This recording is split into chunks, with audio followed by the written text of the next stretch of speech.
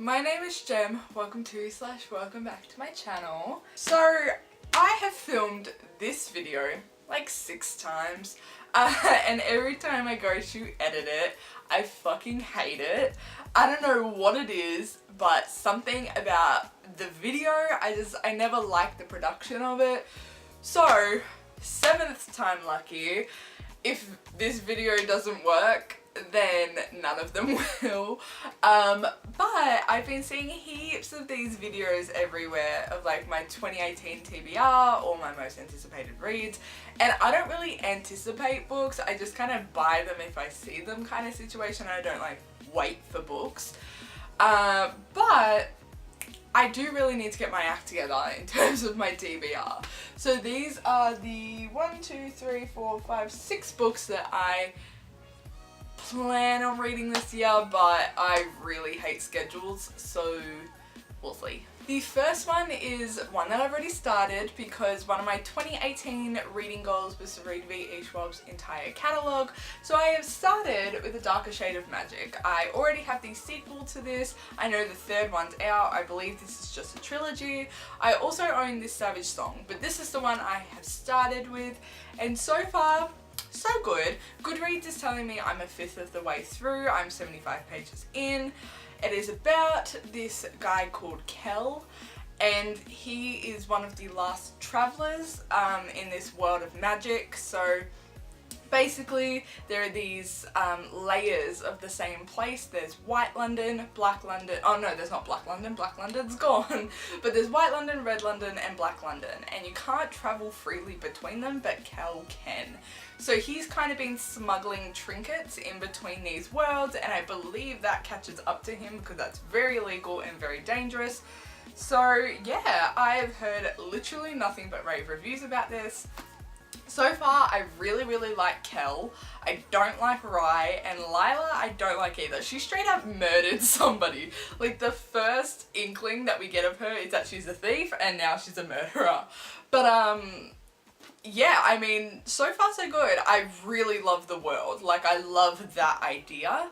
And yeah, I'm really looking forward to seeing how this one pans out. The next one is one that I've already read, but it kind of has like a mini story behind it. I mean, it's me, everything has a story behind it, but it's The Great Gatsby by F. Scott Fitzgerald.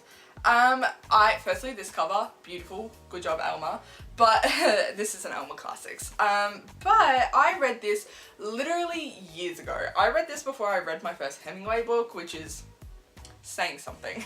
But I read this literally so long ago, and I read it after I read Beautiful and the Damned, which is one of my favourite books of all time. But this didn't measure up to the Beautiful and the Damned to me, so I remember hating it. I was like 12 years old. I did not deserve to hate any book when I thought that like The Mortal Instruments was the best series ever made, but I hated this book at the time because it came after Beautiful and the Damned, and I was like, I can't read this with the Beautiful and the Damned's taste in my mouth. So I really want to reread this because I feel like I'll like and appreciate it a lot better now. I don't know. I'm hoping for good things. The next one, I'm honestly kind of ashamed that I haven't gotten to yet. It's The Cuckoos Calling by Robert Galbraith, which is J.K. Rowling's pseudonym. This is a book that came out a very long periodically time ago, 2013. And I bought it in 2013, and I planned on reading it in 2013, but I wasn't really into like crime suspense novels back then. Now I am, and I'm kind of writing a book that kind of echoes this just a little bit, so I really I want to read it, and I want to read J.K. Rowling's catalogue anyway. I have to read The Casual Vacancy and this one, and then I've got it all under wraps. But I believe it's about a detective who is trying to work out the reasoning why this model threw herself off a balcony, and the detective is the only one who doesn't believe it was a suicide. So, sounds interesting. There isn't a single booktuber alive who hasn't recommended this book. And I feel like I am the last person on God's green earth who hasn't read it? Everyone and their grandmothers has recommended this to me. So, Grandma, this one's for you. It's The Diviners by Libba Bray. I literally cannot get away from this book.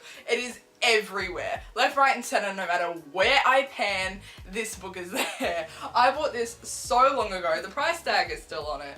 I literally bought this so damn long ago and I've never read it. The first is, I hate books of anything longer than 300 pages. I think it's a waste of my time, but I'm trying to get over that little prejudice. I have no idea what this is about, although I have heard it is incredibly diverse. There is a Jewish character, there are people of colour. I've heard phenomenal things about this.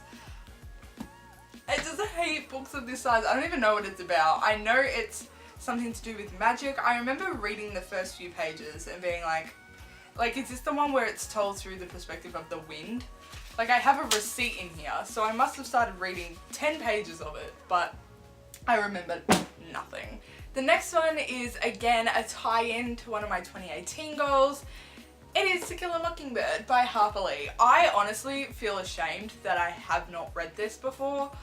It is such a monumental book that I feel literally disgusting not having read it. And it's a Pulitzer Prize winner, so one of my goals was to read 10 Pulitzers. So yeah, I'm pretty sure everyone knows about this book by now, but it's in danger of being taken off the American middle school book list. So I feel like I have to read it to understand why they want to sweep racism under the rug. The last one is, of course, no video would be complete without me mentioning Hemingway at least like 10 times. It is The Sun Also Rises by Ernest Hemingway. I have 2 editions of this, so I won't be ruining this beautiful Hemingway library edition, but I love Hemingway so much, and I feel like I can't say that fully truthfully because I haven't read every single one of his books. This is one of the only full-length novels that I have left. I have a lot of short stories and essays to read, but this is one of the last like full stories that I have. I don't really know much about it, but the page that I opened on has a lot of dialogue, so I'm hoping that this is kind of a quick read. And I've heard that this is one of his most popular. I mean, my favourite is A Farewell to Arms. I don't think anything can beat that in my mind. Maybe this will. But I think it follows a boy called Jake and his lady, Brett Ashley, post World War I. Cool. Anything that Hemingway has put out, I will read. Like, I would read his fucking shower musings if I could. So that wraps up my 2018 TBR. I hope you guys enjoyed this video, but until next time, bye guys.